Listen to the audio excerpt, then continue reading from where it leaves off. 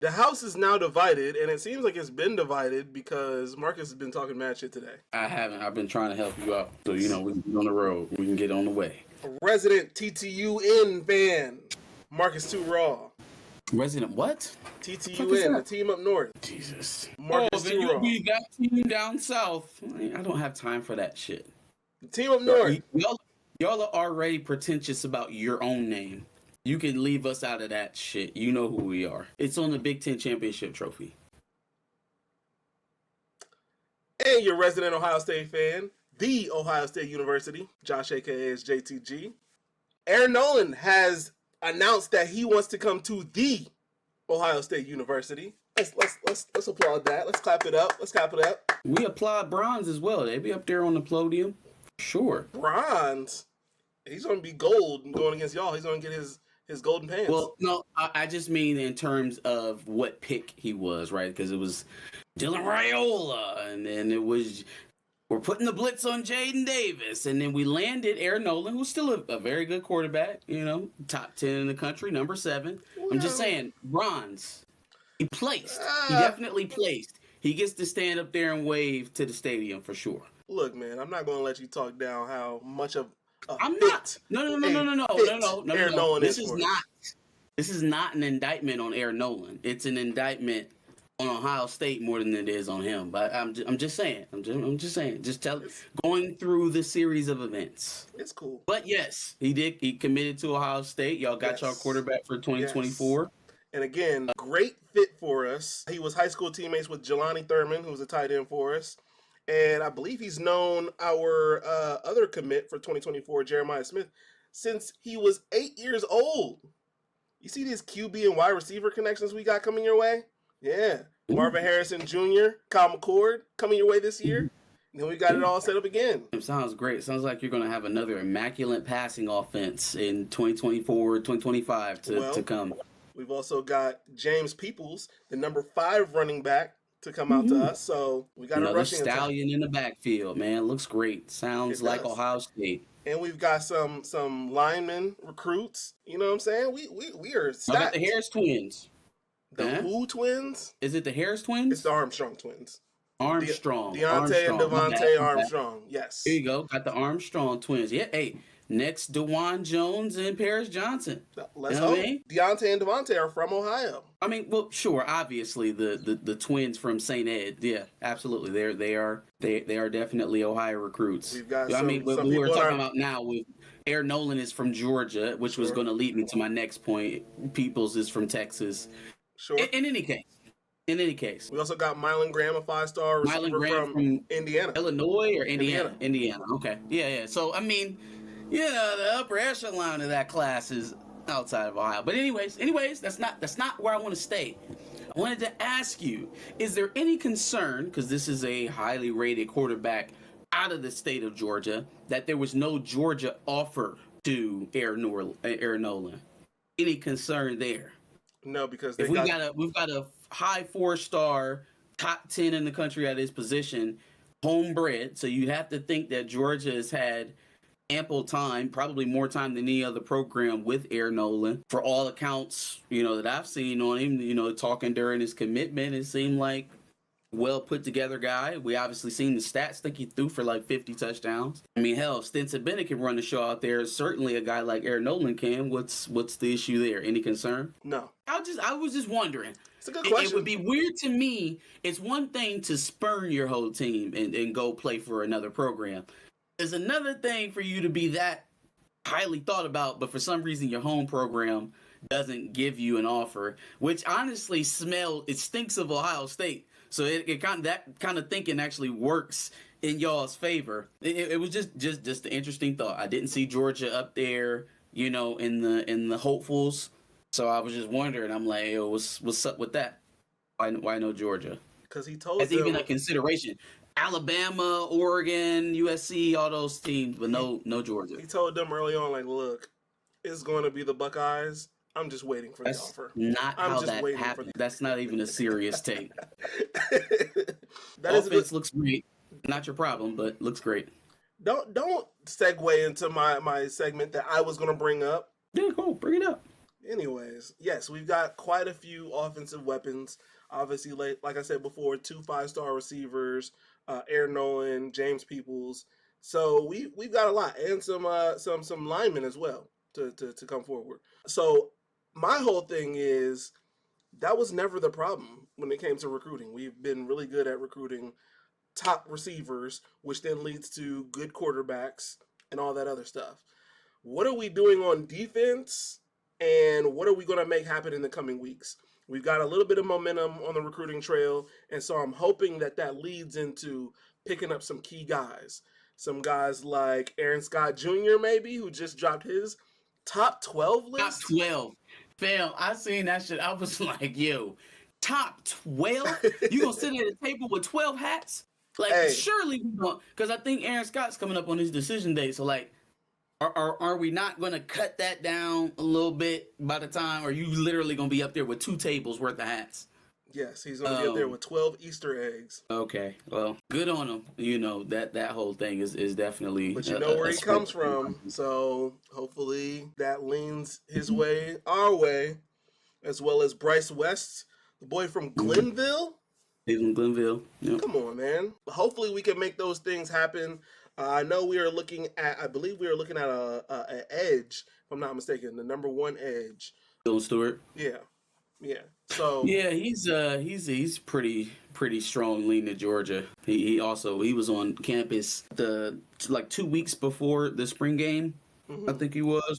From everything that I'm hearing, he's leaning towards Georgia. But I mean, still got a long way until signing day. So yeah, I'm not really too hype about anybody who's still in play right now. I would like to have Bryce West out of Glenville. Aaron Scott, I feel like is a strong Ohio State lead. But again, the whole top 12 thing kind of threw me off. Maybe that was the point. Yeah. Maybe that was the point of it, is to make it seem like it's a more competitive race than what it actually is. Bryce West is a guy I really love to have. You can never have too many defensive backs who can cover or are athletic like that. If you guys steal that Ohio player from us, I'll be a little upset. Glenville, but in any case, Glenville, a position we need. Yeah, I'd be a little upset about that. I mean, sure, yeah. I mean, need an edge too, but I want that one, and I know some of these in-state battles are going to get heated because Glenville is an Ohio State pipeline that's been established since I was a child. Yeah. So that would be a colossal land if you were able to get in there. If Clink would be able to win recruitment on Scott or West, leaning a little bit more towards West. On our side, we were able to land Big Ben Andrew Sprague, 4-star lineman out of Texas, I believe. I have to double check me on that one. Really stacking up on the interior offensive line in general. Got a lot of bodies there. I mean, they could take as many as maybe 6-7 guys with who they all have crystal balls with still. Legacy, Ben Frazier still out there. Who else? Wauclair Flynn, Jeremiah Beasley. I'm just kind of spouting off names now that they all have. These are all guys that have some sort of crystal ball in Michigan. Aaron Childs is seeming like he's kind of leaning that way. I think he's a top 150 player. I listen to a lot of recruiting stuff and I hear these names a lot. But the crystal ball names are the one that like really keep firing off to me. You keep, you waiting for them to go ahead and let us know. Amarion Stewart is another guy who's talking, oh yeah, if they get the 5-star quarterback, that'll really push me. Just be saying stuff. Just be saying stuff.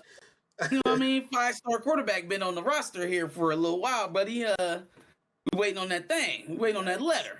Yikes. But the other thing that I have to do is I have to put myself back in the mindset of a teenager who's having like the biggest moment of their life. So even if they did decide, oh man, we got to have these t-shirts made, we got to have the graphics made that I post after the decision, we got to set up the whole ceremony, make sure the school had everybody in the auditorium, all this other stuff, call the local news. They're doing it on like 24/7 sports, and it's like national decisions being made. Dog, so apparently Jayden Davis was committed back in November, and then all that stuff with Harbaugh happened, and Matt Weiss getting fired obviously put a kibosh on things for a while. But he committed months ago.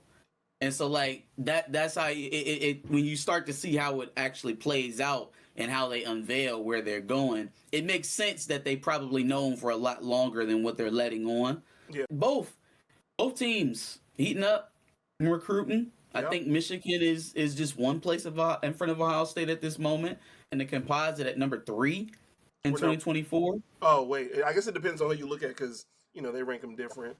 Look at the composite, man. I don't look at any one particular site. They all have their biases and their bullshit.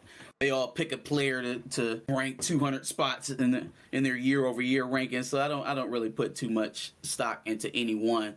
But knowing that these are the only guys covering the news, you get a little bit of a clear view if you take the composite. I think On3 has the composite score of all 3 of them. Yeah, man. I think 11 signees so far in the class. I'm definitely glad that we can talk about actual spring storylines and not, they have the 20-something recruiting class in the country. What are we going to do? And it's like, nobody goes back to analyze that stuff. You want to know what we were ranked in 2018, the 2018 recruiting class? You know what that class was ranked? It was ranked 22 in the country.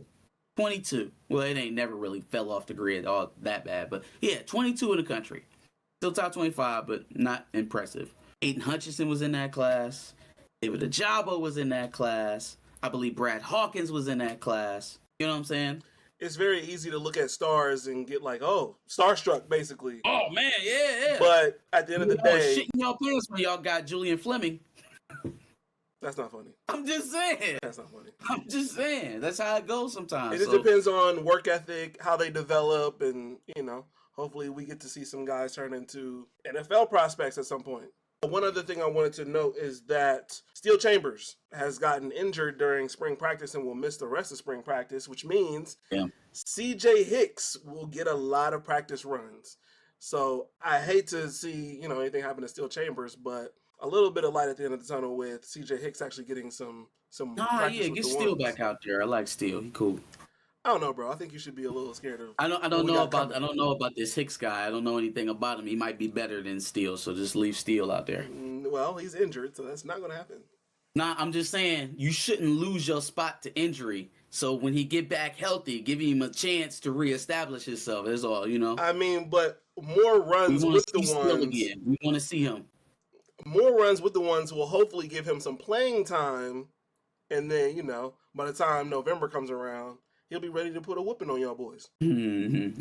Yeah. That sounds cute. That's funny. Also, we don't do a lot of talking about what's going on outside of Ohio State and Michigan during these times because a lot of it's recruiting talk. What do you think is going to happen with the Big Ten West? And I guess even with the Big Ten East outside of our 2 teams. West is interesting because they got a lot of new blood, right? You've got, what is that guy's name? The defensive coordinator from Illinois who went to Purdue. Ryan Walters.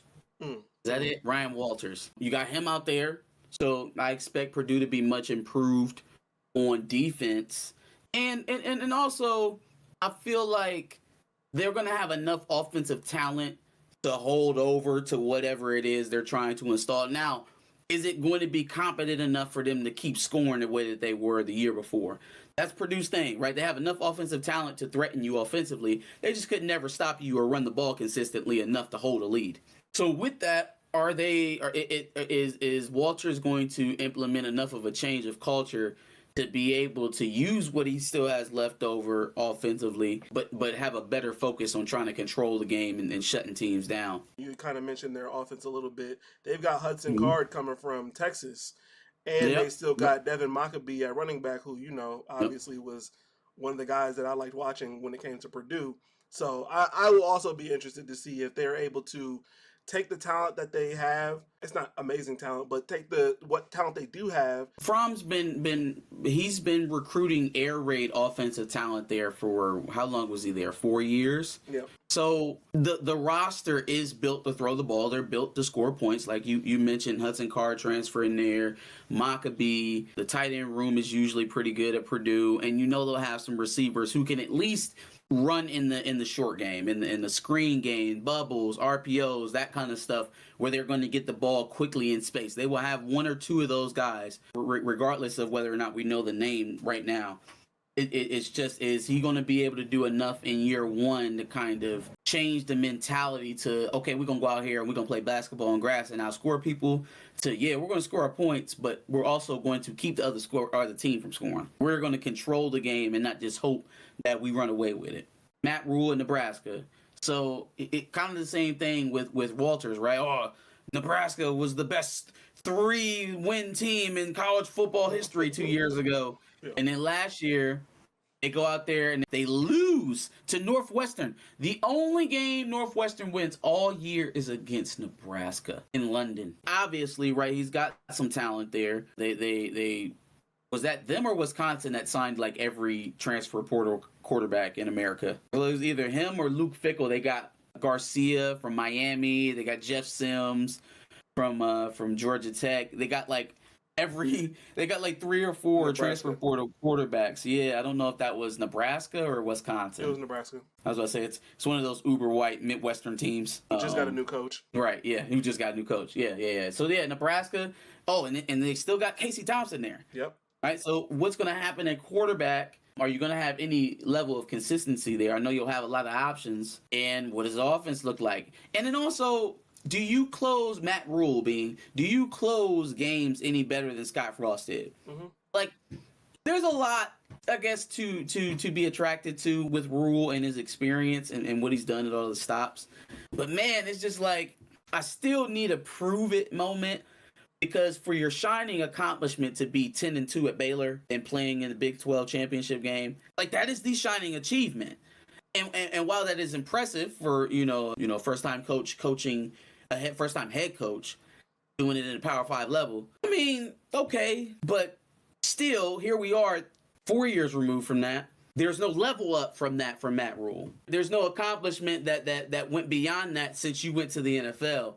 So now it's kind of like, okay, well, are you the guy who kind of floundered in Carolina? I mean, there was a lot of issues there, I hear. But then also, are you the guy who went 10-2 at Baylor and went to the Big 12 championship? So we'll see. And he's going to be in the fire very early. So we'll see how it works out. How many teams does he have to beat that Nebraska shouldn't beat? In the West, I don't think they beat Iowa. And that was going to be the last thing I talked about. I don't think they'll beat Wisconsin. Wisconsin's got a more talented roster. Minnesota feels like even comp. That could be a loss. I feel like if they go anything less, then I will give them 7-5. Okay. I'm going to give you I'll give them 7-5. I'm going to give you the start to their schedule, and we'll see if that changes. Minnesota, Colorado, Northern Illinois, Louisiana Tech, Michigan. Illinois. That's their first 5 games? That's their first 6 games. For 6 games? They should come out of that. Michigan's a loss for sure. I think Minnesota should be a loss. What about Illinois? Give me the teams again. Minnesota, Colorado, Northern Illinois, Louisiana Tech, Michigan, Illinois. They should come out of that most likely 3-3. Illinois is a better team, I believe. At best 4-2. Best 4-2. But 3-3 ushers them right into that 7-5 range for the season wise. That kind of feels like what it's going to end up being. I'm going to be honest. I'm going to have them at 2-4. Okay. Well, that's not even hate. They're definitely going to beat Northern Illinois and Louisiana Tech. Louisiana Tech, yeah. I don't know that they're beating Colorado, Minnesota, Michigan. Oh, they're going to beat the shit out of Colorado, man. They're going to beat the shit out of Colorado. Colorado this year. Not good this year. Or, you know what? Maybe they don't beat the hell out of them. They should definitely beat Colorado. They're in like the same circumstance. First-year coach at a Pac-12 school that won 1 game the year prior and has like 30 transfers. You should as a Big Ten team, you should murder them, Rule. But if it's a close game and y'all win it by maybe 10 points at the end, okay, fine. Especially not year 1 for Prime. Hell no. Especially it being the second game of the year. I think Nebraska is going to fall early, stumble, and then they'll find their way. That's a bad look. If he okay, wait. We in Boulder or we in Lincoln? We're at Boulder. That's tough. Especially if he has a new starter at quarterback and it's not Casey Thompson. That makes it a little bit more tough. You should still win that game. That's their first home game. You should still win that game. maybe I'm not putting the extra sauce on it now that I know it's not at home. You should still win that game. You're the more talented team, playing the better conference. You have stiffer competition, and you have the more solid. Even though there are two brand new head coaches, your roster is more solidified than Colorado's. Colorado was a 1-win team last year. Yes, in the Pac-12. I agree. I think, like I said, I think it's their first home game, and it's Deion Sanders. He's going to be looking to make a splash against somebody, and who else to take that from? I know wants to happen. I don't think the relevant talent on his roster is going to make that happen. So we'll see. We will see. Yes. Not for the best 3-9 team in college football history. I don't think so. That is not today. That's not a thing. That's not a thing. Shouldn't be a thing. You let them tell it. Yikes. But who I ultimately think, to answer your question, who's going to win it? Iowa. I think Iowa's going to end up winning it. I think Cade McNamara is going to have them just good enough to beat the teams that they need to beat. I think they're better than Minnesota. I think they are a more solidified and cohesive team than Wisconsin or Nebraska. They'll beat Illinois, I believe. They will beat, who am I missing? Purdue. I mean, after that, everybody else is crap. So Cade McNamara, as long as they handle their out-of-conference schedule the way that they should, I think Iowa will be there in the Big Ten championship. Like Michigan and get the heads torn off. Cade is, if I'm not mistaken, the most experienced quarterback in the West currently, because they've lost, like I said, Aiden O'Connell. They've lost Tanner Morgan. Is he still with Minnesota? No, he went to the draft. What about DeVito? And I guess this is Hudson Card's, or no, not Hudson Card. Brock Heward. This is his junior year at Purdue. So I mean, yes, he is an elder statesman now. Sure. And I guess the extra thing is he's got somebody from Michigan that he's at least somewhat familiar with in Eric All. He's got a chip on his shoulder now, and he's in a new location. And he's got something to prove. Yeah, no. So I definitely think they will beat that 25 a game that they need to have to keep Brian Ferentz' job, and they will average 26.5 points a game. Fair enough. Efficient. It'll be. I think it'll be between Iowa and Purdue, because I do think Purdue has a few options, especially on the offense, and I just don't know about Luke Fickell yet. I want to see some actual Luke Fickell recruiting classes before getting there. And Minnesota's lost their star player, so Ibrahim. Yeah. So we'll see how the West do. What are your thoughts on the East? Besides, obviously. 1 and 2. Yeah, everybody keeps telling me it's a 3-team race, and now this year, Penn State's legit. Penn State's legit now, for sure. Without their defensive star, without their 7th-year quarterback, they've got the best running back room in the nation. They've got a fresh new quarterback who's going to be better than the 7th-year starter that they had that just left Penn State. He's going to be better than him in year 1. That's why he wasn't starting over Clifford last year, because we were just saving him. We were willing to go 10-2 this year if it means we can go undefeated next year with Drew Allar. That was the play. No, it's not. That's why everybody keep rating James Franklin so high, because he's strategic. Right. Right. You got with everything he did at Vandy. Yeah, Vanderbilt. Strategic. Yikes. But they're on purpose. Well, if they stumble, I know there's a hungry team in Maryland who is probably looking to take their spot, especially with your boy Gaddis at the offensive helm. Maryland, Jesus Christ. Maryland is a hungry team. I think Michigan State is really at a crossroads here with Mel Tucker. He making a lot of money. Tuck coming. Okay, I think the only person at this point who's making more money than Tuck is Day and maybe Harbaugh. Yeah, that's high praise for what they have last year, 5 wins. I was gonna say, for 1 year, one successful year, that successful year went to the NFL. I thought Tuck was coming. Where is he coming to? Coming to the unemployment line? Where is he going? Where he at? Let me know. He's coming to the severance package. I don't really buy, if you couldn't tell already, I haven't bought into the Penn State hype. Again, what I heard James Franklin say after Michigan running the ball down his team's throat to the tune of 400 yards in a single goddamn game. What I heard from him was, we got to be bigger. We got to be bigger. We are not big enough inside. We just don't have the athletes that we need to fill the holes and blah, blah, excuse, right? Mm-hmm. But that didn't change. It didn't change. Mm-mm. Rutherford's still there unless he gained 50 more pounds in the offseason. I don't think it's going to look any different. Yeah, another year, more mature, better ingratiated with the system. What's going to happen when we put this 365 coming around the corner for a pull on you? What's it going to look like then? What's it going to look like? You know what I'm saying? When Drake Nugent and Zach Zinter collapse down on you in a double team, what is it going to look like then? What's it going to look like? I don't think it's going to look any different. Michigan is just as strong, if not stronger, probably in run defense this year with the addition of Ernest Hausman, Josiah Stewart. I don't see it. And then they can afford losing us if you can just only go down to Columbus and beat Ohio State. Well, that was my thing. It was just like, I seen you guys lead at the half when we were in your home, in your backyard, and lost. The half. And How lost. about up 16 going into the fourth quarter? And lost 44-31 to a shaky Ohio State at home. So I'm sorry. Being at home, up 16 going into the fourth, and then throwing another interception to a defensive lineman. So I'm sorry. I don't have faith in James Franklin. I just don't. Hey, yo. I was like, hey, yo, Clifford, you throw it to another person that don't got a single-digit jersey on, and we gonna have a problem. We gonna have an issue. Another 10-2 is probably likely. It's coming down the pipe. I was gonna say another Rose Bowl, but the chances that both of us make the playoffs are slim. Again, that's if one of the teams who are also vying for that third position right now don't catch you slipping. You have a first-year starter at quarterback. Yeah. Don't tell me you're not in danger of dropping one to Maryland. Don't tell me you're not in danger of dropping one on one of your crossover games with the West. They were supposed to lose last year. I don't know who they got out of conference this year. They were supposed to lose last year. Hold on, let me see. They played Auburn last year, but Auburn sucked.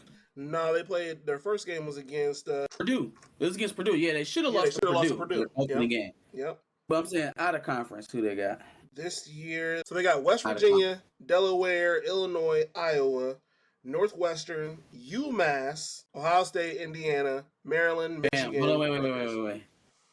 Yeah, Delaware, UMass, they played and West Delaware, Virginia. UMass, and West Virginia. Yes. Have you heard anybody crying about their out of conference schedule, dog? Anybody? UMass and Delaware in the same schedule? Oh yeah? And y'all was mad about Hawaii and UConn. At least I know some names of some 5-star, like, ultra athletes that played at Hawaii and UConn. So, yeah, no. As you can see, we talk a lot of shit about Penn State and Michigan State, but they kind of deserve it at some points. Absolutely. And y'all deserve it, too. So you can get in line with them and it's our trophy next year, because that's who's actually going to win the conference next year. Well, we are top 2, and we're not 2 this year, so. Again, I don't really see what changed. Up until this point, at least. I mean, I can obviously be proven wrong throughout the season or whatever, but I haven't seen what has changed here in the onset. We just got a new offensive coordinator who thinks that he can beat up Mike Hart, and some more offensive firepower, which really wasn't the problem to begin with. So I don't know where the confidence to now, we're going to win the conference. You should just be happy with making the playoff if you can squeeze in there. You know what I mean? Just try to stay 11-1, okay? Because, hey, look, 13-0 is hard. 13-0 is hard. Making it to the playoffs 11-1, undefeated, and then taking the national championship. Yeah. It's gonna be a very sweet thing for me that in week 4 y'all head up to South Bend and blow that game. You sound crazy. You sound nuts. And then I have to sit there for the whole season and wait for y'all to come up to Ann Arbor. Because, man, don't lose to Michigan State again. Which is not that crazy. It's not out of the realm of possibility because they gave y'all a run last year with C.J. Stroud at home. C.J. Stroud did pretty good in that game. It was the defense. My point being, it was a better quarterback. Y'all were at home. Didn't their starter get knocked out of that game? Yes. Yep. My boy Tyler Buckner is back for revenge. It's okay. And he wants to get it with the Golden Domers under the lights. That was first game jitters. And so This time they're our fourth game, and we'll have 3 games of confidence before. Any other? It really doesn't matter to me. Lose to Notre Dame or beat the hell out of them. It's not us. So Okay, don't lose to Michigan State. yeah, because that's going to happen. Anyways, let me say that. No. Anyways, any other thoughts on the Big Ten? Any other thoughts on the recruiting trail? That's it for me, man. Give us your thoughts on the Air Noland commitment, the Andrew Sprague commitment, everything spring football. Let us know about your team in the comments below. Make sure you like, share, and subscribe. Come back next Tuesday for another House Divided episode. Absolutely, and make sure you check out our previous video, which is doing numbers for Michigan. What's happening there? Largest alumni base in the country. We recapped the Michigan spring game, and so make sure you check that out. And then also make sure you subscribe. Anytime we get any college football news, we'll be sure to clue you in. Go Bucks.